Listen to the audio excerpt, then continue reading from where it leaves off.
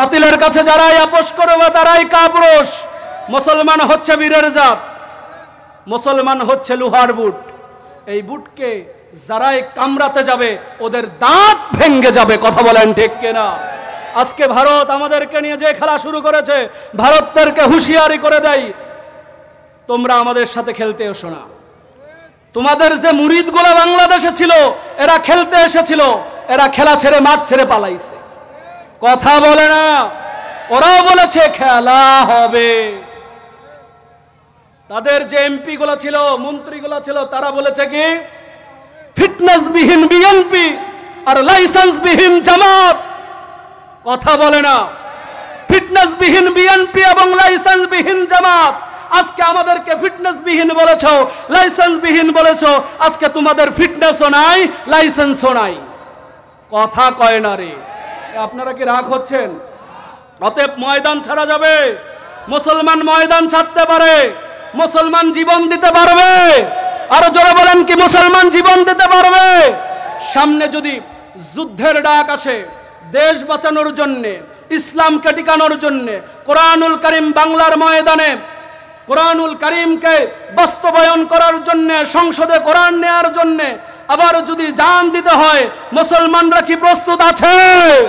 আরো জোরে বলেন, মুসলমানরা কি প্রস্তুত আছে? মুসলমানরা কি জান দিতে পারবে? মুসলমানরা কি কারাবরণ করতে পারবে? প্রস্তুত আছেন তো ইনশাআল্লাহ? সম্মানিত হাজিরিন, আসছে ভাই আসছে, আর 2 মিনিট কথা বলেই শেষ করবে ইনশাআল্লাহ। এই যে নুন, রাসূল সাল্লাল্লাহু আলাইহি ওয়াসাল্লামকে বলা হয়েছিল কি পাগল। কি বলা হয়েছিল? পাগল। দেখেন, ইসলামকে নিয়ে যারা কটূক্তি করে এরা নানা সময় নানা ধরনের ট্যাগ দেয়, ঠিক কিনা? যে মোহাম্মদকে তোমরা বলো পাগল, মোহাম্মদ স্তব্ধ হয়ে যাবে। মোহাম্মদকে তোমরা বলো জাদুকর, মোহাম্মদ স্তব্ধ হয়ে যাবে। মোহাম্মদকে তোমরা বলো কবি, মোহাম্মদ স্তব্ধ হয়ে যাবে। যারাই পৃথিবীতে আজ পর্যন্ত কোরআনের দাওয়াত দিয়েছে, ইসলামের দাওয়াত দিয়েছে, এদেরকে একক সময় একক নামে ডাকছে কি ডাকে নাই? মুসলমানদেরকে বলা হয় জঙ্গি। কথা বলে না রে ভাই। মুসলমানদেরকে বলা হয় জঙ্গি, মুসলমানদেরকে বলা হয় সন্ত্রাস, মুসলমানদেরকে বলা হয় রক্কাটা, মুসলমানদেরকে বলা হয় রাজাকার। কথা বলেন ঠিক কিনা? যখনই তারা কোরআনের দাওয়াত দেয় তখনই মুসলমানদেরকে নানা ধরনের ট্যাগ দেয়। এরকম নাস্তিক বেঈমান বাংলাদেশে আছে না নাই? এদের সামনে আর কোনো ক্ষমতায় দেখতে চায়? এই জাতীয় বেঈমানদের, জাতীয় মুনাফিকদের বাংলার মুসলমান আর কোনো ক্ষমতায় দেখতে চায় না। কথা বলেন ঠিক কিনা? আপনারা কি আরো সামনে এই বেঈমানদেরকে দেখতে চান? আরো জোরে বলেন, এই বেঈমানদেরকে সামনে আরো দেখতে চান? এদের দাঁত ভাঙ্গা জবাব দেওয়ার জন্য আমরা প্রস্তুত। আমরা যেমন এদেরকে বাংলাদেশ থেকে তাড়িয়েছি, ঠিক তেমনি এদেরকে আর কোনোদিন এই সম্মানিত জায়গায় আসতে দেব। কুড়িগ্রাম জেলার ঐতিহ্যবাহী থানা, রৌমারী থানার অন্তর্গত নতুন বন্দর পশ্চিম পাড়া 1 নং ব্রিজ সংলগ্ন জামিয়া মিফতাহুল জান্নাহ মহিলা মাদ্রাসা এর উদ্যোগে একম বার্ষিক তাফসিরুল কুরআন মাহফিলের সুযোগ্য সভাপতি সাহেব, প্রধান বক্তা বিশিষ্ট আলেম দ্বীন হযরত মাওলানা খন্দকার রেজাউল করিম রংপুর, দ্বিতীয় তাফসিরকারক রৌমারী ও রাজীবপুরের গৌরব মাওলানা মোহাম্মদ শাহজাহান সিরাজি ভাই। আমার পূর্বে কথা বলেছেন স্থানীয় ওলামায়ে কেরামগণ, জাতির শ্রেষ্ঠ সন্তান আলেম এবং ওলামারা, আমার সামনে বসা পিতৃতুল্য মুরব্বী আনেকরাম, পর্দার আড়ালের অবলা সরলা সতী ও সাধবী আমার মা ও বোনেরা, সবার প্রতি আল্লাহ রাব্বুল আলামিনের করুণা কামনা করছি সালামের মাধ্যমে। সবাই কণ্ঠ ছেড়ে দিয়ে সালামের আওয়াজ দিবেন, আসসালামু আলাইকুম ওয়া রাহমাতুল্লাহি ওয়া বারাকাতুহু। এবার বলেন, আপনারা কেমন আছেন? আপনাদের কি কোনো কারণে আমার প্রতি রাগ? বলেন, পূর্বের কোনো রাগ ছিল? রাজনৈতিক রাগ, ব্যবসায়ী রাগ? তাহলে সালামের উত্তর এত আস্তে কেন? সালামের উত্তরটা আরেকবার জোরে দিবেন। আসসালামু আলাইকুম ওয়া রাহমাতুল্লাহ। আমরা শুকর আদায় করে নিচ্ছি মহান আল্লাহ রাব্বুল আলামিনের, যে আল্লাহ রাব্বুল আলামিন আমাদেরকে ফিতনার দুনিয়া থেকে যাচাই এবং বাছাই করে আল্লাহ রাব্বুল আলামিন তার কুরআনুল কারীম শোনার জন্যে, কুরআনের ময়দানে আসার এবং বসার তৌফিক যে রব্বুল আলামিন আমাদেরকে দিয়েছেন, সেই রব্বুল আলামিনের দরবারে কণ্ঠ ছেড়ে দিয়ে কালেমাতুশ শুকর আদায় করে নিচ্ছি, পড়ে নিচ্ছি আলহামদুলিল্লাহ। দরুদ সালাম বিশ্ব মানবতার দিশারি, মুক্তির কান্ডারি, সাইয়্যিদুল মুরসালিন, সাইয়্যিদুল কওনাইন, খাতামান নবিয়্যিন, মরুর দুলাল, আকায়ে নামদার তাজদারে মদিনা, দুলালে আমিনা, আহমদ মুস্তফা, মুহাম্মদ মুস্তফা, যিনি সমস্ত নবীদের নবী, সমস্ত মাখলুকাতের নবী, আপনার নবী, আমার নবী, সমস্ত রাজনীতিবিদ মহারাজনীতিবিদ, সমস্ত বিজ্ঞানীর মহাবিজ্ঞানী, সমস্ত লিডারদের মহালিডার, তিনি হচ্ছেন নবী মুহাম্মদুর রাসূলুল্লাহ, সকলে বলি সাল্লাল্লাহু আলাইহি ওয়াসাল্লাম। সম্মানিত হাজিরিন, আজকে এই তাফসিরুল কোরআন মাহফিলে আমরা এসে খুশি নাকি বেজার? আরো জোরে বলেন, খুশি নাকি বেজার? শেষ পর্যন্ত থাকবো নাকি ভাগবো? কারা কারা থাকবেন না দুহাত তুলে আল্লাহকে দেখান। আপনাদের মনোযোগ ট্রাই করলাম, মনোযোগ কি আছে? আর জোরে বলেন, আছে আছে। শুনবেন তো মাহফিল, তাফসির শুনবেন, শেষ পর্যন্ত থাকবো তো ইনশাআল্লাহ। আপনাদের মনোযোগ দেখলাম যে মনোযোগ আছে না নাই। আচ্ছা, আপনাদের মনোযোগ ট্রাই করার জন্যে আমি আপনাদের সাথে একটা খেলা খেলবো, দেখি আপনারা কেমন পারেন। প্রশ্ন আগেই আউট করতেছি, তারপর আবার পরীক্ষা নিব। প্রশ্ন আগেই ফাঁস হলো, আমি যখন হাত ওপরে নিব তখন আপনারা বলবেন আল্লাহু আকবার। কি বলবেন? জোরে বলেন। হাত যখন নিচে তখন বলবেন সুবহানাল্লাহ। কি বললেন? সুবহান আল্লাহ। মনে আছে তো? শুরু হবে।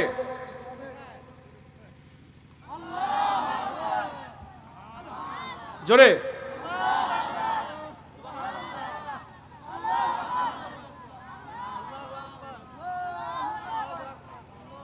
মনোযোগ কারো আছে, কারো নাই, তাই না?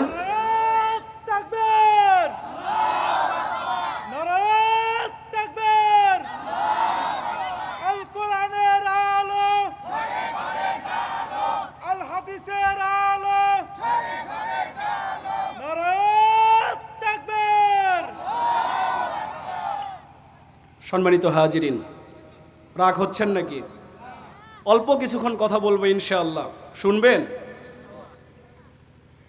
আজকে আমি আপনাদের সামনে কুরআনুল কারীমের 29 নম্বর পারার সূরা কলম তেলাওয়াত করেছি, কয়েকটা আয়াত। আল্লাহ রাব্বুল আলামিন যদি আমাকে সুযোগ দেয়, এই সূরা থেকে অল্প কিছুক্ষণ কথা বলবো ইনশাআল্লাহ। কলম, এটা হচ্ছে, কলম দিয়ে কি করে মানুষ? কি করে বলেন? লেখে। আজকে কথা হবে লেখা এবং পড়া নিয়ে। লেখা এবং পড়া। আল্লাহ কেন কলমের কথা বলেছেন, সূরা কলম কেন নাজিল করেছেন, আজকে এই সূরা থেকেই অল্প কিছুক্ষণ কথা বলবো ইনশাআল্লাহ। আল্লাহ রাব্বুল আলামিন আমাদের জন্য কুরআনুল কারীম পাঠিয়ে দিয়েছেন। এটা তো অনর্থক, এমনি এমনি সৃষ্টি করে নাই। এমনি এমনি কি কুরআনুল কারীম সৃষ্টি করেছে নাকি? জোরে বলেন না। এমনি এমনি আল্লাহ রাব্বুল আলামিন কুরআনুল কারীম সৃষ্টি করেন নাই। কুরআনুল কারীম সৃষ্টির পিছনে, দুনিয়াতে পাঠানোর পিছনে রহস্য আছে না নাই? কুরআনুল কারীম এমন একটি কিতাব, যে কিতাব কোনো পশুর উপরে নাজিল হয় নাই, আকাশের উপরেও নাজিল হয় নাই, মাছের উপরেও নাজিল হয় নাই, গাছের উপরেও নাজিল হয় নাই, পাহাড়ের উপরেও নাজিল হয় নাই। এই কুরআনুল কারীম নাজিল হয়েছে মানুষদের উপরে। কিসের উপর? মানুষদের উপরে। এটা হলো মানুষদের হেদায়েতের কিতাব। এই কিতাব যে মেনে নিবে সে দুনিয়াতেও শান্তিতে থাকবে এবং আখিরাতেও মুক্তি পাবে। সুবহানাল্লাহ, জোরে বলেন না। এই কিতাবের সাথে যে মানুষটাই লেগে থাকবে আল্লাহ রাব্বুল আলামিন তার সম্মান দ্বিগুণ বাড়িয়ে দেয়। সম্মানিত হাজিরিন, তাই আসুন, কুরআনুল কারীম কেন নাজিল হয়েছে? আল্লাহ রাব্বুল আলামিন কুরআনুল কারীমকে মানব জাতির জন্য সৃষ্টি করেছেন। কুরআনুল কারীমের মূল বক্তব্যের নাম হচ্ছে মানুষ। কি বলেন? মূল বক্তব্যের নাম হচ্ছে মানুষ। মানুষের ওপরে কুরআনুল কারীম নাজিল হয়েছে। শুধুমাত্র মুসলমানের ওপরে কুরআনুল কারীম নাজিল হয় নাই, হিন্দুর ওপরেও নাজিল হয় নাই, বৌদ্ধর ওপরেও নাজিল হয় নাই। আল্লাহ রাব্বুল আলামিন বলেছেন লিতুখরিজান নাস মিনাজ জুলুমাতি ইলান নূর। লিতুখরিজান নাস মিনাজ জুলুমাত ইলান নূর। এটা হলো মানুষের ওপরে নাজিল হয়েছে। আর মানুষদের এই কিতাবের কাজ হচ্ছে মানুষদেরকে অন্ধকারের পথ থেকে টেনে টেনে আলোর পথে নিয়ে আসবে। সুবহানাল্লাহ। এই কিতাবের কাজ হচ্ছে মানুষদেরকে অন্ধকারের পথ থেকে টেনে টেনে আলোর পথে নিয়ে আসবে। এখন আপনি যদি বলেন কিসের অন্ধকার, কিতাব বলে এই অন্ধকারের নাম হচ্ছে জাহিলিয়াতের অন্ধকার, মুরুক্ষের অন্ধকার, বর্বরতের অন্ধকার। কুরআনুল কারীম নাজিল হওয়ার আগে এমন একটি যুগ ছিল, সেই যুগের নাম ছিল আইয়ামে জাহিলিয়াতের যুগ। নবী মুহাম্মদুর রাসূলুল্লাহ সাল্লাল্লাহু আলাইহি ওয়াসাল্লাম 40 বছর পর্যন্ত মানুষদেরকে কল্যাণের দিকে ডেকেছে। একটা মানুষও এই কথা শোনে নাই। যখন রাসূল সাল্লাল্লাহু আলাইহি ওয়াসাল্লাম কুরআনুল কারীম দিয়ে মানুষদেরকে আহ্বান করা শুরু করলেন, মানুষদেরকে দাওয়াত দেওয়া শুরু করলেন, ঠিক তখনই ওই জাহান্নাম উপযোগী মানুষগুলো জান্নাত উপযোগী হয়ে গেল। যারা ছিল জাহান্নাম উপযোগী মানুষ, কনফার্ম জাহান্নামী, এই মানুষগুলো কুরআনুল কারীমের দাওয়াত পেয়ে কুরআনুল কারীমকে বুঝে কুরআনুল কারীম যখন মানতে শুরু করলো, এই মানুষগুলো জান্নাত উপযোগী মানুষ হয়েছে। আল্লাহর নবী, বিশ্ব নবী মুহাম্মদুর রাসূলুল্লাহ সাল্লাল্লাহু আলাইহি ওয়াসাল্লাম বলেন, খয়রুল কুরুনি কারনি, আমার যুগ হচ্ছে সর্বশ্রেষ্ঠ যুগ, আমার যুগ হচ্ছে সর্বশ্রেষ্ঠ যুগ। এমন একটি যুগ ছিল আগে, যে যুগের সময় মানুষগুলোকে জীবিত অবস্থায় মানুষদেরকে মাটির সাথে পুঁতে দিত।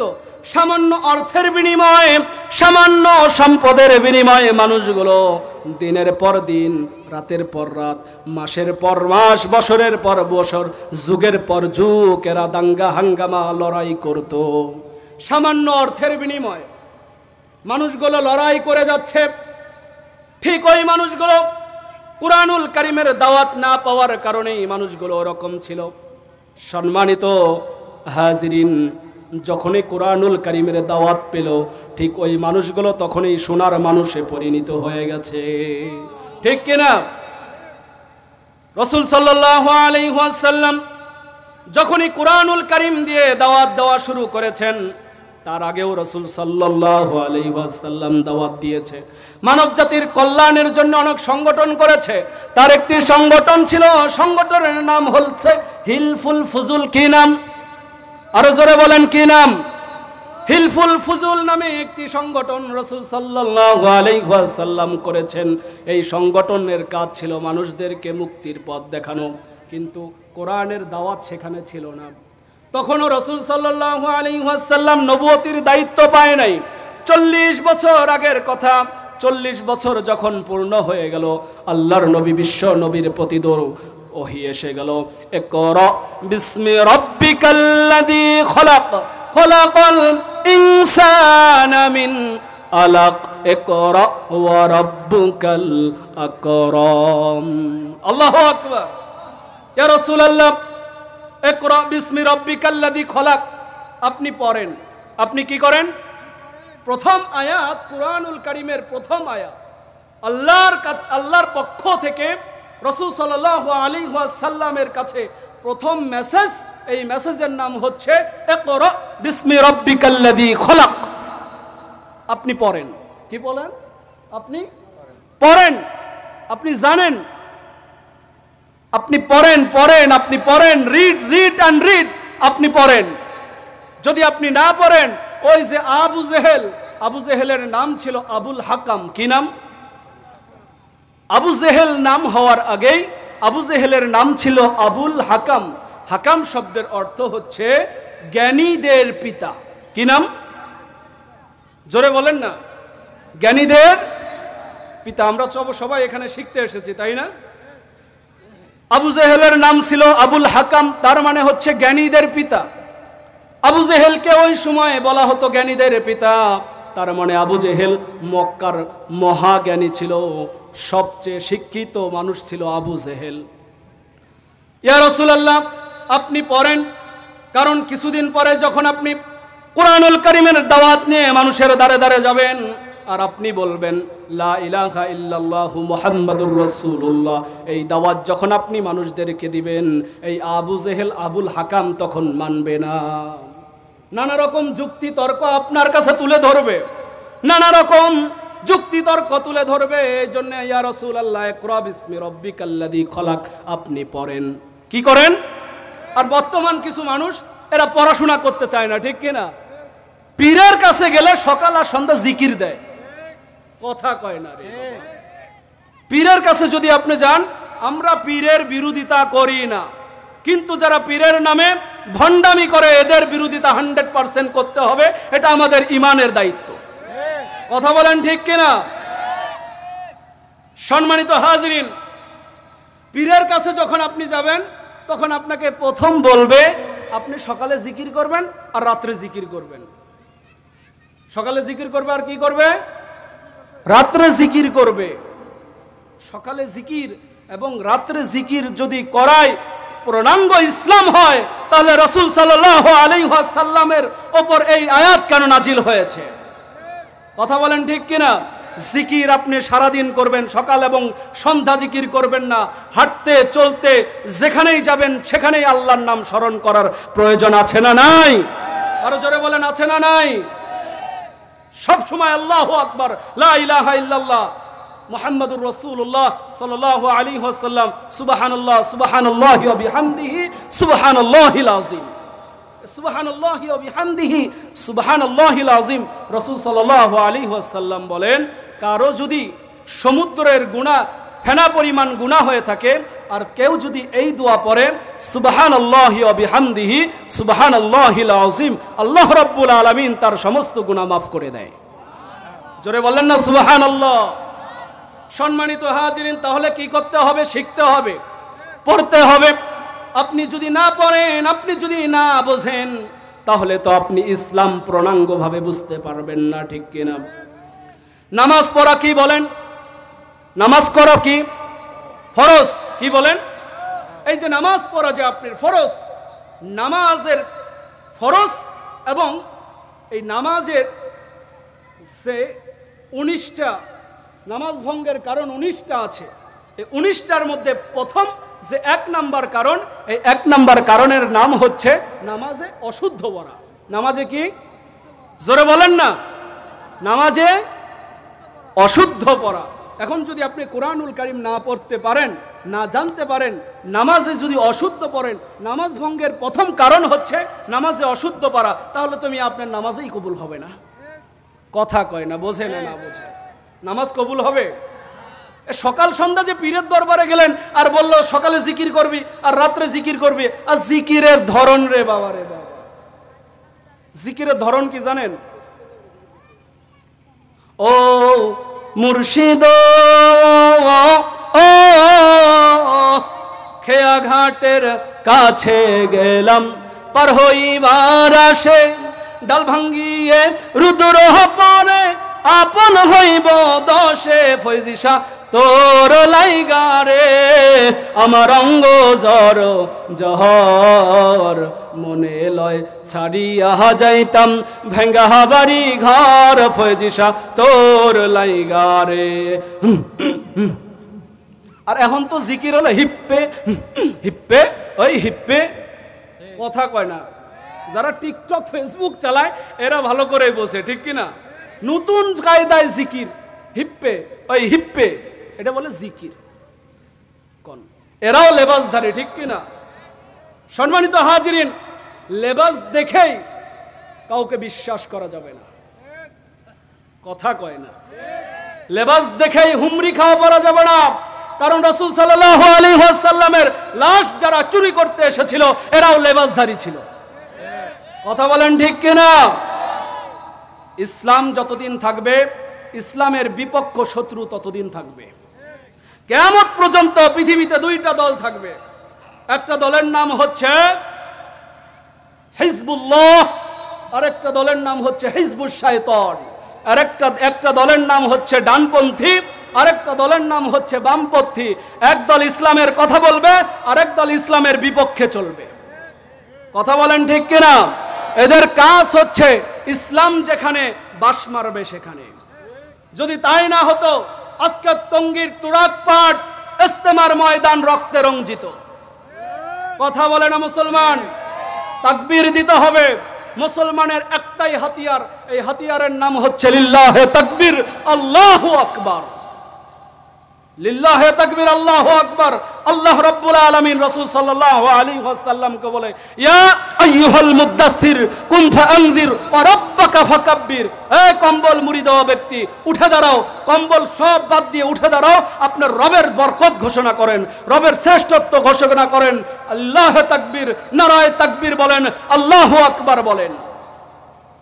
বলেন না একবার, নারায়ে তাকবীর, নারায়ে তাকবীর। মুসলমানদের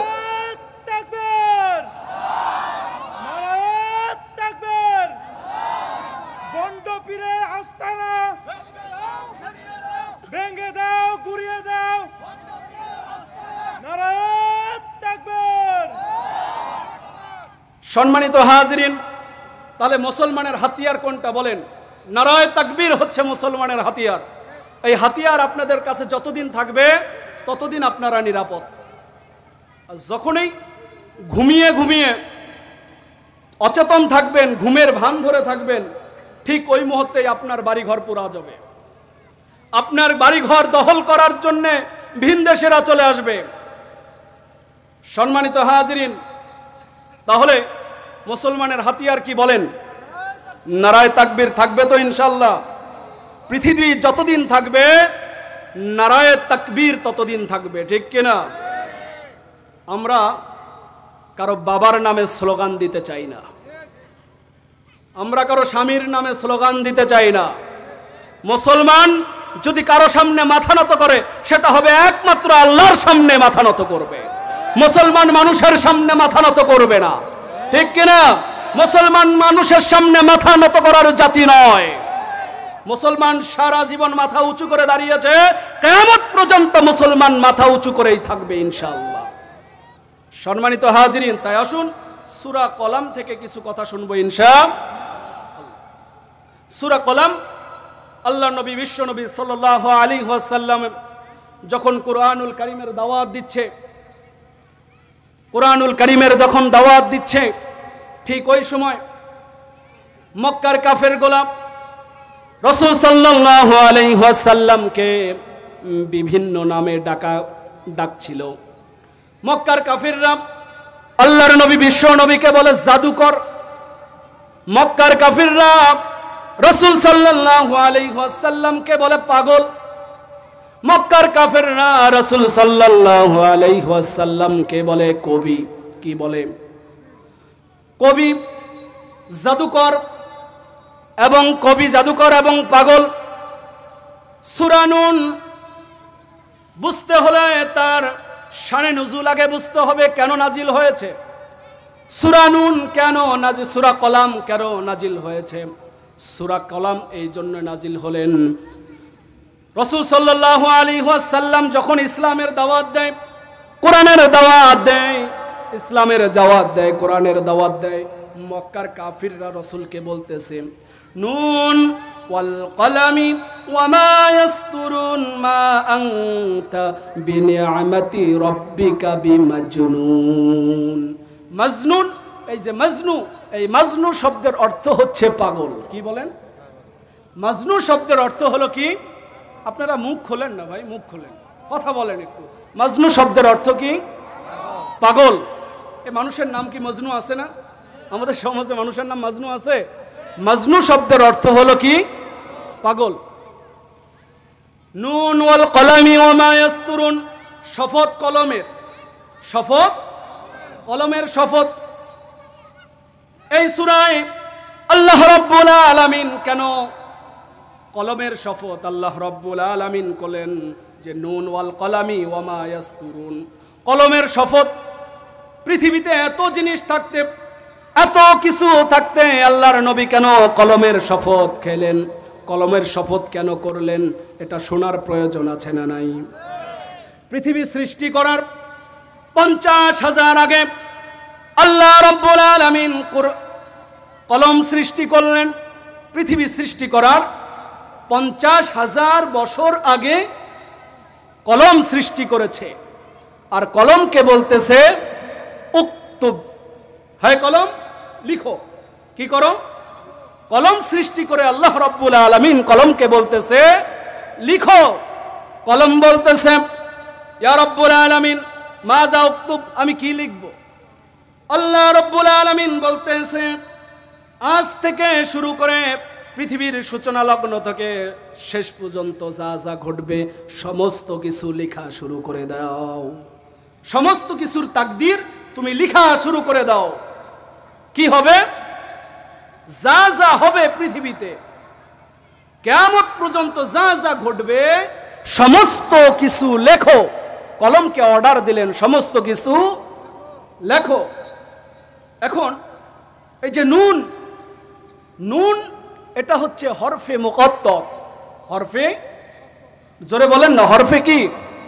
হরফে মুকত্তর। কুরআনুল কারীমের 29টা সূরার আগে আছে কয়টা? জোরে বলেন না, জোরে বলেন। আমরা এখানে শিখতে এসেছি তাই না? যদি নাই কিছু শিখি তাহলে তো সারা রাত জাগার কোনো মানে আসে না। তো সূরা কলাম, এই শব্দের সূরা কলামের আগে নুন বসানো হয়েছে। নুন, তাফসীর কারকরা বলেন এই নুন অর্থ হচ্ছে, অনেক তাফসীরে এসেছে এই নুন অর্থ হচ্ছে দুয়াত। কি? দুয়াত। দুয়াত মানে হলো বর্তমান যে জেনারেশন এটা বুঝবে না। আমরা ছোটবেলায় দেখেছি কিন্তু ওইভাবে বুঝি নাই। আমাদের দাদাদেরকে দেখতাম যে উনি তো ইমাম ছিল, ওই সময় কবিরাজি করত। ওই কবিরাজি যখন করত তখন দুয়াত এবং কলম দিয়ে লেখালেখি করত। এবার বুঝেছেন? দুয়াত, দুয়াত, দুয়াত যে কলম লেখে, যে এই পাত্রের মধ্যে যে লিখে, কলম এইভাবে চুবিয়ে চুবিয়ে যে লেখে, ওই পাত্রের নাম হচ্ছে দুয়াত। এই যে এবার বুঝছে। আল্লাহ রাব্বুল আলামিন তাফসীর কারকরা লেখে যে এই যে নুন দিয়ে এই সূরার মধ্যে দুয়াত বোঝানো হয়েছে। কি বোঝানো হয়েছে? দুয়াত, কলম এবং দুয়াত, কলম এবং কালি, এই কালিকে বোঝানো হয়েছে। আবার অনেক তাফসীরে এইভাবে এসেছে যে এই সূরা নুন, সূরা কলাম, সূরা কলামের এই নুন দিয়ে নবী ইউনুস আলাইহিস সালামকে বোঝানো হয়েছে। কাকে? নবী ইউনুস আলাইহিস সালাতু ওয়াস সালামকে বোঝানো হয়েছে। কেন বোঝানো হলো ইউনুস আলাইহিস সালাতু ওয়াস সালামকে?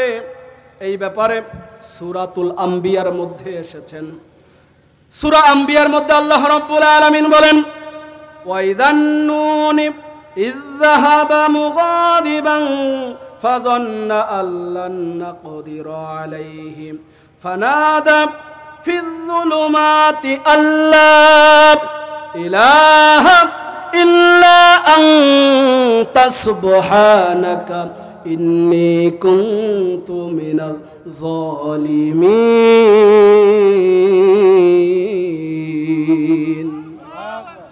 ফাস্তাজাবনা লাহু ওয়া নাজ্জাইনাহু মিনাল গাম ওয়া কাযালিকা নুনজিল মুমিনিন। এই যে ওয়াইদা নুন, এই যে নুন দিয়ে বোঝানো হয়েছে হযরত ইউনুস আলাইহিস সালাতু ওয়াস সালামকে, যে মাছওয়ালা নবী। কি নবী? আপনাদের এবার একটা প্রশ্ন করি, একজন নবীকে মাছে গিলে খেয়েছিল, এই নবীর নাম কি? সবাই বলেন, সবাই বলেন। ইউনুস নবী। ইউনুস নবীকে মাছে গিলে খেয়েছিল। এই সূরার মধ্যে এইভাবে এসেছে যে এই নুন দিয়ে মাছওয়ালা নবীকে বোঝানো হয়েছে। যে কেন বোঝানো হলো? হযরত ইউনুস আলাইহিস সালাম, কাহিনী একেবারে সংক্ষিপ্ত করা লাগবে। তার সম্প্রদায়ের কাছে যখন তার দাওয়াত নিয়ে যায়, তার কালিমার দাওয়াত, আল্লাহর দাওয়াত নিয়ে যায়, তার সম্প্রদায় বুঝতেছে না, মানতেছে না। তার সম্প্রদায় তাকে বারবার ফিরিয়ে দিচ্ছে যে ইউনুসকে আমরা মানি না। এক পর্যায়ে এসে ইউনুস আলাইহিস সালাতু ওয়াস সালাম রাগ করে, একেবারেই রাগ করলো, এবং ইউনুস আলাইহিস সালাতু ওয়াস সালাম তার সম্প্রদায়কে বললেন যে তোমরা যদি আমাকে নবী হিসাবে না মানো, নাম বলতেছে যে তোমরা যদি আমাকে নবী না মানো তাহলে কয়দিনের মধ্যে গজব আসবে? আরো জোরে বলেন, কয়দিন? 3 দিনের মধ্যেই গজব আসবে যদি নবী না মানো।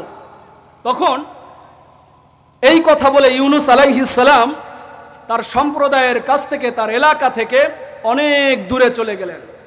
অনেক দূরে গিয়ে একটি জাহাজ পেলেন, একটি কিস্তি পেলেন, জাহাজ পেলেন বা নৌকা।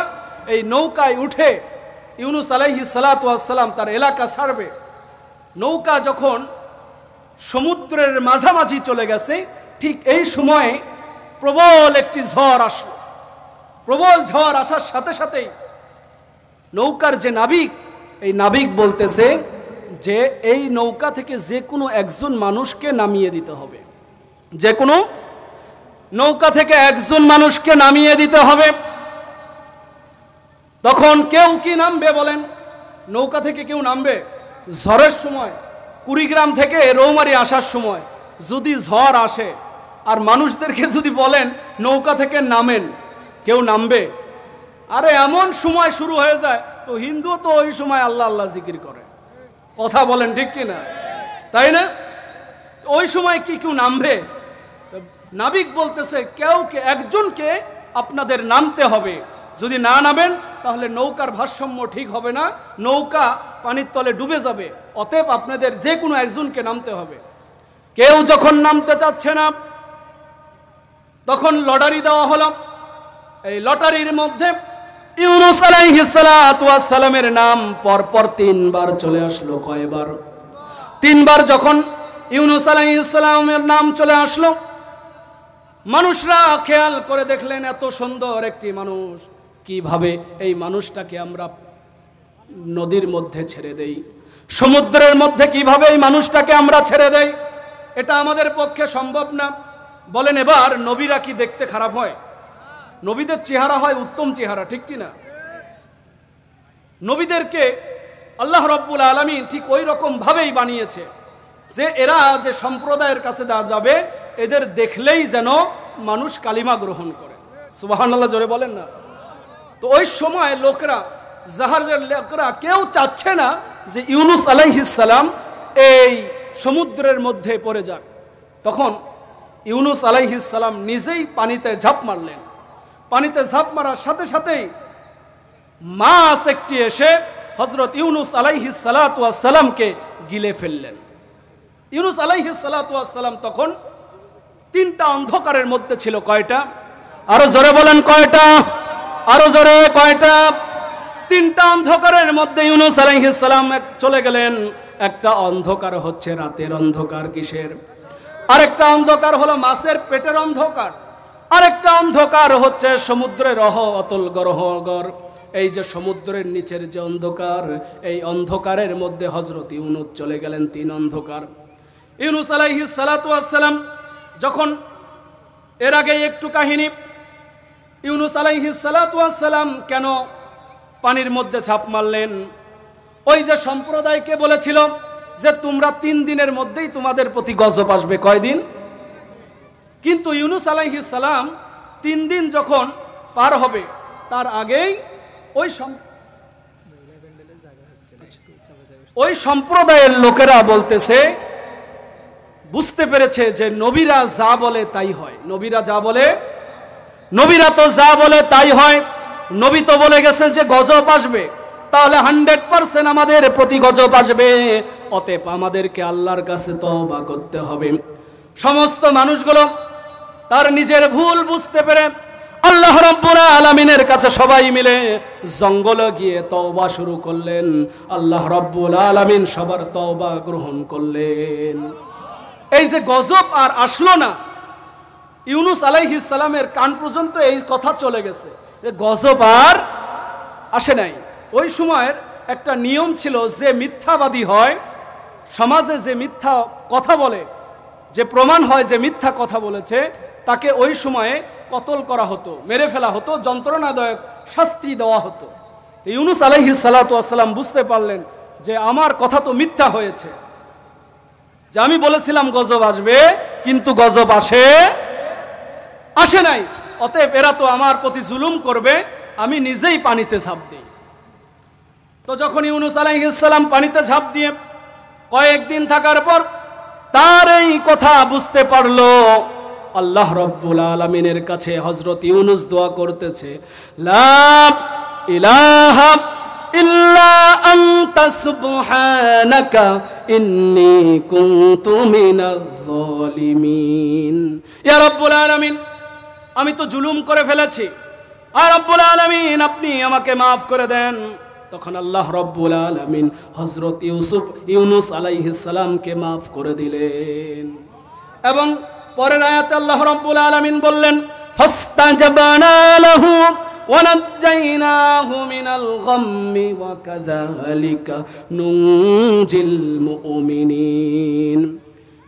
এই যে সূরা আম্বিয়ার এই আয়াত, আল্লাহ রাব্বুল আলামিন বলেন, পৃথিবীতে কিয়ামত পর্যন্ত যে মানুষগুলো আসবে, আজকে যে দোয়া পড়ে ইউনুস মাফ পেয়ে গেছে, আমি ইউনুসকে ক্ষমা করে দিয়েছি, এই দোয়া পড়ে যদি যে মানুষ বিপদে পড়ুক না কেন, বালা মুসিবত আসুক না কেন, যেই বিপদে পড়বে এই দোয়া যদি কেউ পড়ে, আমি সাথে সাথে সেই বিপদ থেকে তাকে উদ্ধার করে দেব,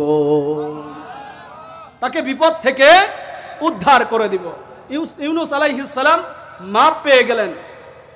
তো এই সূরার মধ্যে এটাই বুঝিয়েছে, রাসূল সাল্লাল্লাহু আলাইহি ওয়াসাল্লামকে আল্লাহ রাব্বুল আলামিন বুঝাচ্ছে, ইয়া রাসূল সাল্লাল্লাহু আলাইহি ওয়াসাল্লাম, হে নবী শোনো, তোমার উপরে যতই ঝুট ঝামেলা আসুক না কেন, তোমাকে যতই পাগল বলুক না কেন, তোমাকে জাদুকর বলুক না কেন, তোমাকে কবি বলুক না কেন, তোমার প্রতি যদি মায়ের হয়, জুলুম হয়, তবুও ময়দান ছেড়ে পালানো যাবে, ময়দান ছেড়ে পালানো যাবে। আর জোরে বলেন, ময়দান ছেড়ে পালানো যাবে। মুসলমান হচ্ছে বীরের জাতি, মুসলমান কারাবরণ করবে, ঠিক কিনা? মুসলমান ফাঁসির কাস্টে ঝুলবে, মুসলমান কারাবরণ করবে, মুসলমান মৃত্যু হবে, মুসলমানের বুকের মধ্যে তাজা বুলেট আসবে, তাজা বুলেট এসে মুসলমানের বুককে ঝাঁঝরা করে দিবে, মুসলমান শহীদ হয়ে যাবে, ঠিক কিনা? মুসলমান তারপরেও বাতিলের কাছে আপোষ করবে। সম্মানিত হাজিরিন, বাতিলের কাছে যারা আপোষ করে ওরা হলো কাপুরুষ।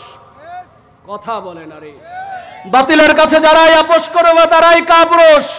মুসলমান হচ্ছে বীরের জাত, মুসলমান হচ্ছে লোহার বুট। এই বুটকে যারাই কামড়াতে যাবে ওদের দাঁত ভেঙে যাবে। কথা বলেন ঠিক কিনা? আজকে ভারত আমাদেরকে নিয়ে যে খেলা শুরু করেছে, ভারতদেরকে হুঁশিয়ারি করে দেয়, তোমরা আমাদের সাথে খেলতে এসো না। তোমাদের যে মুরিদগুলো বাংলাদেশে ছিল, এরা খেলতে এসেছিল, এরা খেলা ছেড়ে মাঠ ছেড়ে পালাইছে। কথা বলে না, ওরাও বলেছে খেলা হবে। তাদের যে এমপি গুলো ছিল, মন্ত্রী গুলো ছিল, তারা বলেছে কি ফিটনেস বিহীন বিএনপি আর লাইসেন্স বিহীন জামাত। কথা বলে না, ফিটনেস বিহীন বিএনপি এবং লাইসেন্স বিহীন জামাত আজকে আমাদেরকে ফিটনেসবিহীন বলেছো, লাইসেন্সবিহীন বলেছো, আজকে তোমাদের ফিটনেসও নাই, লাইসেন্সও নাই। কথা কয় না রে। আপনারা কি রাগ হচ্ছেন? অতএব ময়দান ছাড়া যাবে। মুসলমান ময়দান ছাড়তে পারে, মুসলমান জীবন দিতে পারবে। আরো জোরে বলেন, কি মুসলমান জীবন দিতে পারবে? সামনে যদি যুদ্ধের ডাক আসে, দেশ বাঁচানোর জন্য, ইসলামকে টিকানোর জন্য, কোরআনুল কারীম বাংলার ময়দানে কোরআনুল কারীমকে বাস্তবায়ন করার জন্য, সংসদে কোরআন নেয়ার জন্য আবার যদি জান দিতে হয়, মুসলমানরা কি প্রস্তুত আছে? আরো জোরে বলেন, মুসলমানরা কি প্রস্তুত আছে? মুসলমানরা কি জান দিতে পারবে? মুসলমানরা কি কারাবরণ করতে পারবে? প্রস্তুত আছেন তো ইনশাআল্লাহ? সম্মানিত হাজিরিন, আসছে ভাই আসছে, আর 2 মিনিট কথা বলে শেষ করবে ইনশাআল্লাহ। এই যে নুন, রাসূল সাল্লাল্লাহু আলাইহি ওয়াসাল্লামকে বলা হয়েছিল কি পাগল। কি বলা হয়েছিল? পাগল। দেখেন, ইসলামকে নিয়ে যারা কটূক্তি করে এরা নানা সময় নানা ধরনের ট্যাগ দেয়, ঠিক কিনা? যে মোহাম্মদকে তোমরা বলো পাগল, মোহাম্মদ স্তব্ধ হয়ে যাবে। মোহাম্মদকে তোমরা বলো জাদুকর, মোহাম্মদ স্তব্ধ হয়ে যাবে। মোহাম্মদকে তোমরা বলো কবি, মোহাম্মদ স্তব্ধ হয়ে যাবে। যারাই পৃথিবীতে আজ পর্যন্ত কোরআনের দাওয়াত দিয়েছে, ইসলামের দাওয়াত দিয়েছে, এদেরকে একক সময় একক নামে ডাকছে কি ডাকে নাই? মুসলমানদেরকে বলা হয় জঙ্গি। কথা বলে না রে ভাই। মুসলমানদেরকে বলা হয় জঙ্গি, মুসলমানদেরকে বলা হয় সন্ত্রাস, মুসলমানদেরকে বলা হয় রক্কাটা, মুসলমানদেরকে বলা হয় রাজাকার। কথা বলেন ঠিক কিনা? যখনই তারা কোরআনের দাওয়াত দেয় তখনই মুসলমানদেরকে নানা ধরনের ট্যাগ দেয়। এরকম নাস্তিক বেঈমান বাংলাদেশে আছে না নাই? এদের সামনে আর কোনো ক্ষমতায় দেখতে চায় এই জাতীয় বেঈমানদের, জাতীয় মুনাফিকদের বাংলার মুসলমান আর কোনো ক্ষমতায় দেখতে চায় না। কথা বলেন ঠিক কিনা? আপনারা কি আরো সামনে এই বেঈমানদেরকে দেখতে চান? আরো জোরে বলেন, এই বেঈমানদেরকে সামনে আরো দেখতে চান? এদের দাঁত ভাঙ্গা জবাব দেওয়ার জন্য আমরা প্রস্তুত। আমরা যেমন এদেরকে বাংলাদেশ থেকে তাড়িয়েছি, ঠিক তেমনি এদেরকে আর কোনোদিন এই সম্মানিত জায়গায় আসতে দেব। ওমা আলাইনা ইল্লাল বালাগ। আসসালামু আলাইকুম ওয়া রাহমাতুল্লাহ। সম্মানিত হাজরিন।